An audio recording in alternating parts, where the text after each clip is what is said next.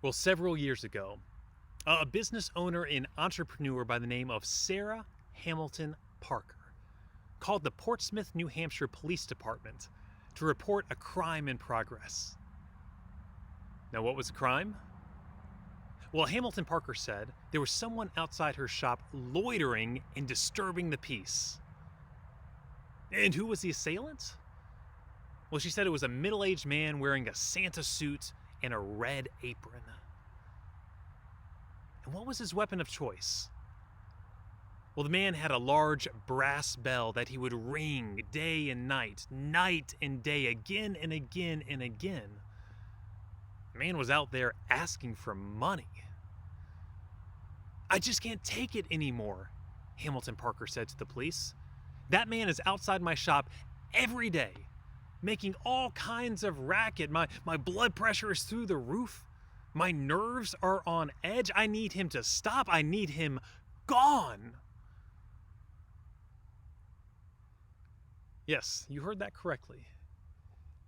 Sarah Hamilton Parker called the police on the Salvation Army. And sure enough, the police came out and they interviewed witnesses. And in the end, they allowed the bell ringers to continue, noting that the local government leaders had given the Salvation Army special permission to break the city's noise ordinance. Now, I know in this story of the Salvation Army versus the Grinch, I should side with the Salvation Army.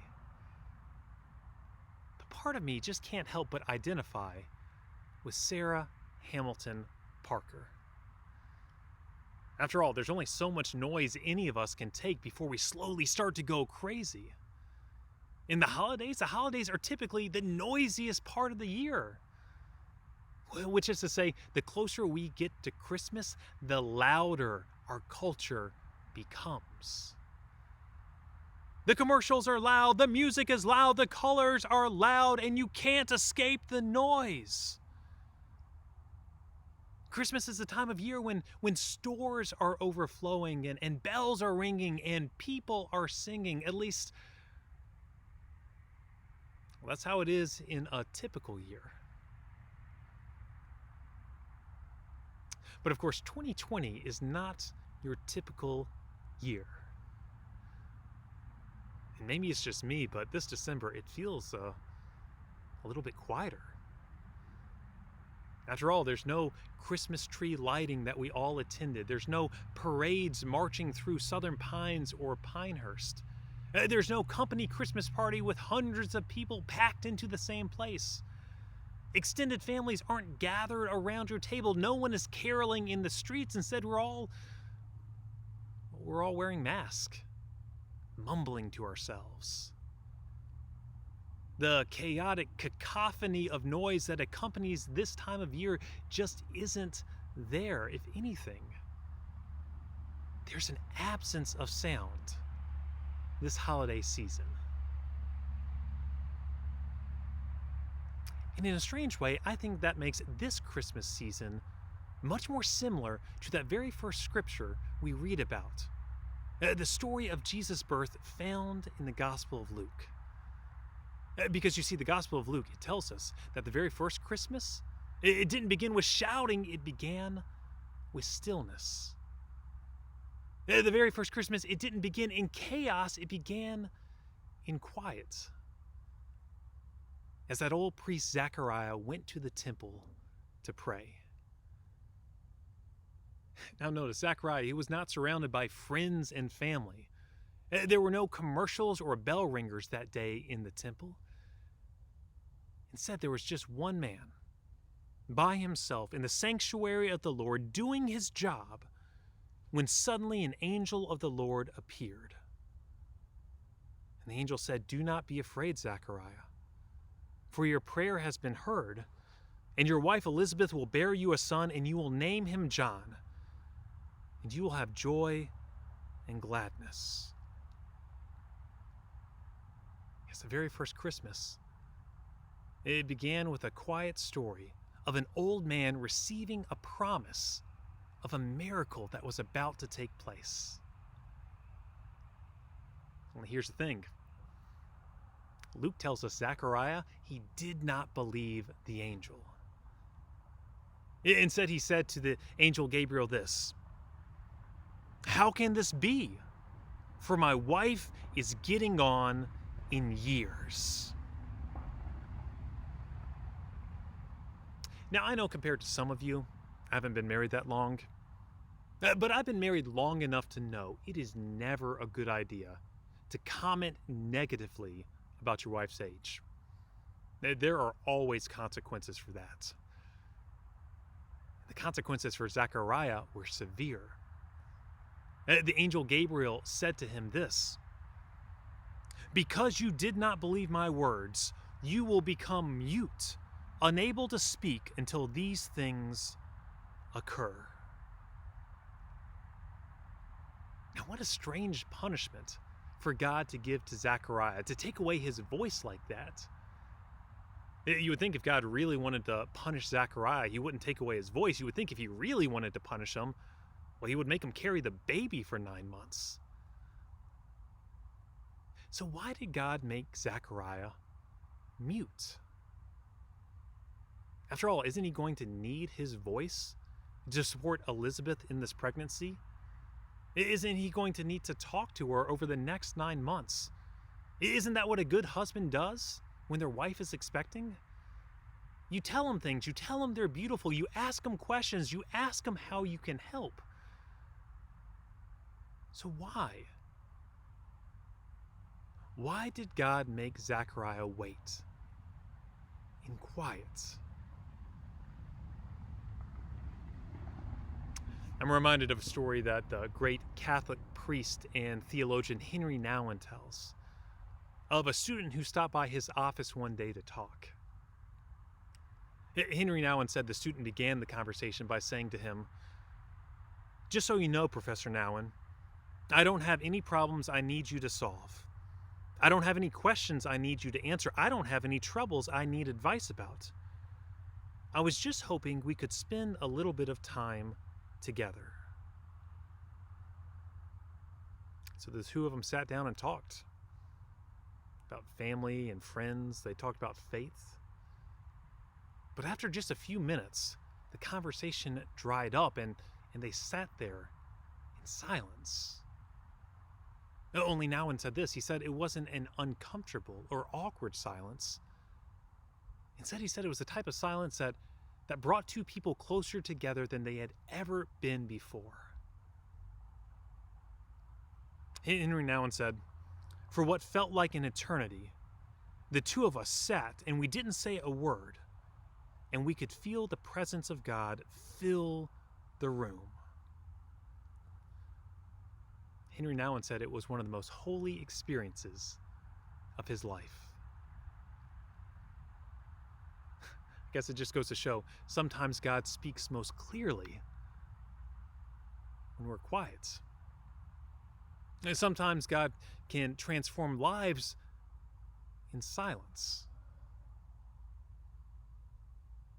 One of the best pieces of advice I got when I was in seminary, it came from a professor who said, "David, one day you're going to end up in the church. And when you get there, you are going to be walking with people through some of the most difficult circumstances in life. Circumstances where there are far more questions than there are answers. And when you get into those situations, you are going to be tempted to talk your way out of it. You want to go in there with your words and you're going to try to explain away their pain. You're going to try to fix them and make them feel better, but don't do it. No, you keep your mouth shut. You show up and you offer a shoulder to cry on. Because in the end, that is what's going to matter most.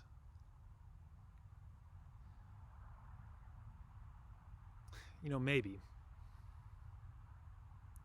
Zechariah's loss of his voice was not a punishment of God. Maybe it was a gift. Maybe this was God's way of helping Zechariah be present with Elizabeth during her hour of need. Maybe it was only by taking away his words that Zechariah slowed down And he focused on that which mattered most. After all, we live in a world that can't stop talking. That we live in a world where whenever anyone is suffering, wherever anyone is going through pain, we try to talk the pain away. We try to fix people and bombard them with our platitudes. Somehow we think it's going to make us feel better. But sometimes God speaks most clearly through those moments of silence. Sometimes it's not our words, but our presence that matters the most. And yes, being present these days, it is more difficult now than ever. But it's also more important. After all, these days, no one has a shoulder to cry on. These days, no one can visit you in the hospital, which means you have to get creative in how you are going to be there for someone in their hour of need. Yes, silence is one of the ways that God transforms a life. Stillness is the place where God's Spirit can work the most. As Zechariah, he accompanied Elizabeth for 9 months of quiet. For 9 months, he walked beside her, offering his support, offering her the greatest gift of all. He offered his presence. In his book, Everybody Always, a Christian author by the name of Bob Goff tells the story of a neighbor of his who was diagnosed with stage 4 cancer. Now, Goff said his neighbor named Carol was living by herself. She was a widow whose husband had died many years before. And Goff said his heart just broke when he thought about Carol taking this journey with cancer all alone. So he decided to do something about it. He went down the street to the local Radio Shack, and Bob Goff said he went and he purchased 2 $15 walkie-talkies. And he showed up at Carol's house, and he handed her one of the walkie-talkies. And he kept the other by his bedside. And at night, the two of them would talk. He said it felt as if they were 14-year-olds talking from tree houses. She would tell him about her struggles. She would tell him about her treatment and the pain she was going through. And most of the time, he would just sit there and listen. But it was enough. $15 walkie-talkies from Radio Shack, and it was enough.